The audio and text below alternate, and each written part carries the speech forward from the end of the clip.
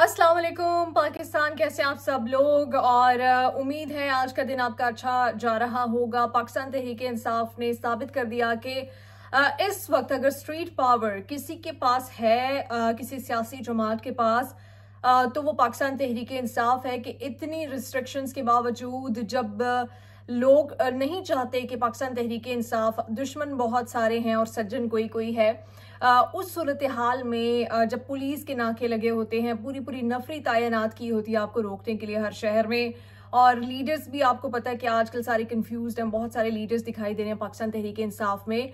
उसके बावजूद पाकिस्तान तहरीक इंसाफ ने पावर शो किया है आज। वो कैसा रहा इसके ऊपर बात करूंगी। साथ ही साथ जो रावलपिंडी के कमिश्नर के इंकिशाफात हैं, अब उन्होंने ये इंकिशाफ क्यों किया है, इसकी क्या रीजन है, इसके ऊपर बात करूंगी।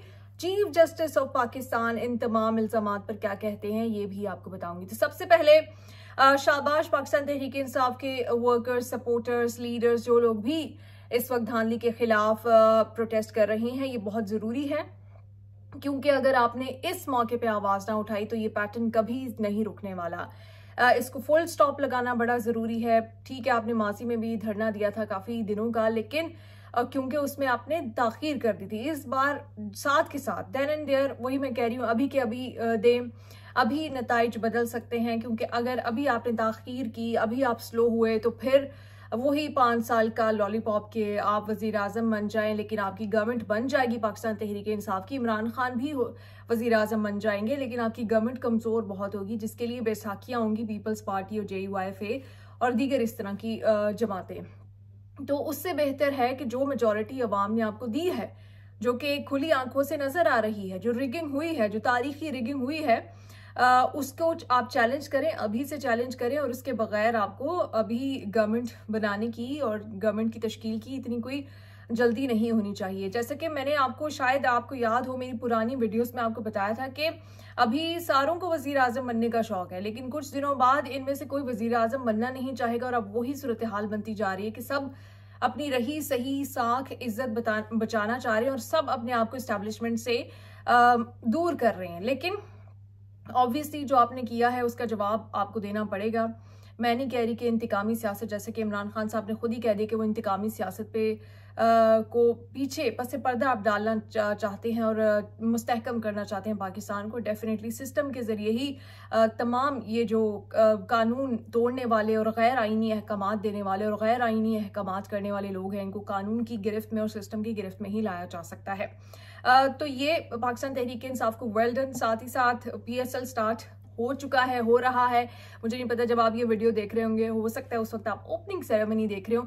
PSL को जरूर एंजॉय कीजिएगा। मोहसिन नकवी की वजह से PSL को रिजेक्ट ना करें, ये मेरी आपसे पर्सनल रिक्वेस्ट है। उसका रीजन ये है कि मोहसिन नकवी पाकिस्तान क्रिकेट नहीं है। मोहसिन नकवी अब आए हैं, चले जाएंगे, 6 महीने, 3 महीने, साल में चले जाएंगे, बट पाकिस्तान क्रिकेट से हम प्यार करते हैं और पाकिस्तान क्रिकेट और हमारे जो प्लेयर्स हैं वो ये डिजर्व नहीं करते कि आप उनको किसी एक फर्द वाहिद की वजह से रिजेक्ट करें। तो उनको जरूर देखिएगा, उनको सपोर्ट कीजिएगा, स्टेडियम्स में भी जाइएगा। खैर, अब आती हूँ रावलपिंडी के जो कमिश्नर हैं, उनका जमीर कैसे रातों रात जाग गया।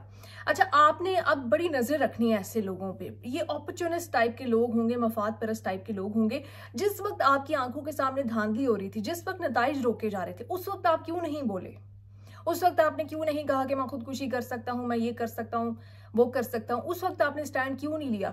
जब नोटिफिकेशन जारी हो जाते हैं, जब सब कुछ हो जाता है, जब पूरी देख पक जाती है, जब हलवा पूरा तैयार हो जाता है, उसके बाद आ जाते हैं ये लोग अपना नाम शहीदों में लिखवाने के लिए। ऐसे लोगों पर नजर रखें। ठीक है, उन्होंने सच बोला, लेकिन उन्होंने बहुत देर से, जब आप सच बोलते हो ना, तो फिर वो उसको हम सच नहीं कंसिडर। आपकी 3 हफ्ते के बाद आपकी रिटायरमेंट है और अब आप सच बोल रहे हो। आपको तो पहले भी पता था ना आपकी रिटायरमेंट का टाइम करीब है। उसी दिन आपने 8 फरवरी को सच क्यों ना बोला? आपने 9 फरवरी को सच क्यों ना बोला? आपने 10 फरवरी को सच क्यों ना बोला? आपने 11 फरवरी को सच क्यों ना बोला?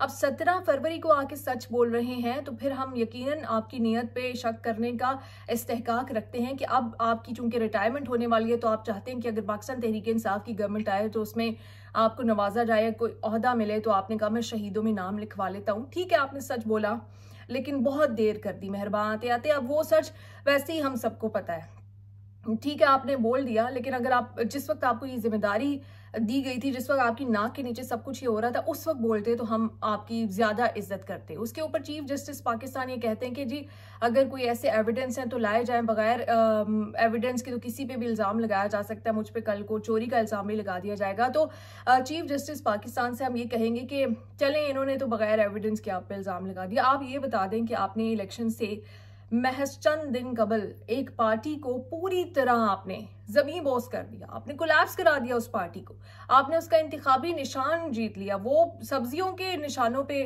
और जहेज के किसी के घर के निशानों पे इलेक्शन लड़के आ गई है।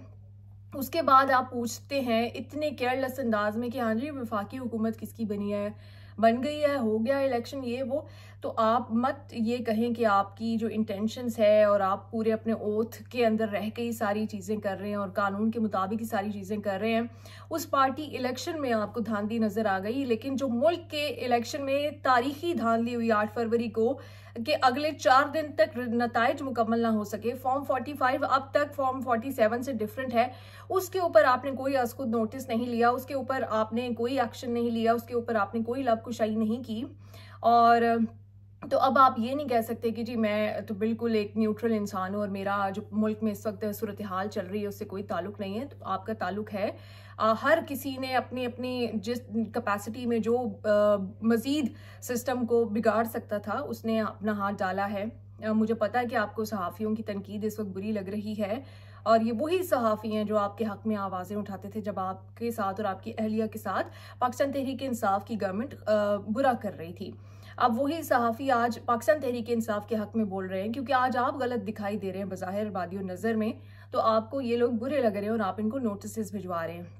तो ये जो इस तरह के अपॉर्चुनिस्ट अब निकल के सामने आ रहे हैं कि जी धांधली हुई थी, और जिनके 10-10 दिन बाद ऐसे बहुत सारे लोग आप तारीख में देखेंगे कि जो सालों सालों बाद 10-10 सालों बाद आके किताबें लिख रहे होते हैं और उसमें सच बयान कर रहे होते हैं, और जिसमें मौलाना फजलुर रहमान भी वन ऑफ देम कि अब आप आके बता रहे हो कि हमें जनरल बाजवा ने बुलाया था और फलाने जनरल ने बुलाया था, अच्छा उसने नहीं बुलाया था, उस जर्नल ने बुलाया था। अब आके आप कह रहे हो कि सियासी जमातों को बुलाया था और अब आप चाहते हो कि आपका नाम शहीदों में आ जाए। ठीक है, मैं ये कह रही हूँ कि मुफाहमत होनी चाहिए और सियासतदानों ने गलतियां की हैं, एक दूसरे की टांगें खींची हैं, लेकिन फिर भी अब वे फॉरवर्ड यही है कि सियासतदान जैसे भी तैसे हैं अब एक साथ बैठे और पुरानी गलतियों को देखें और सोचें कि किससे कहाँ गलती हुई है, क्योंकि मुल्क को भी आगे लेके जाना है।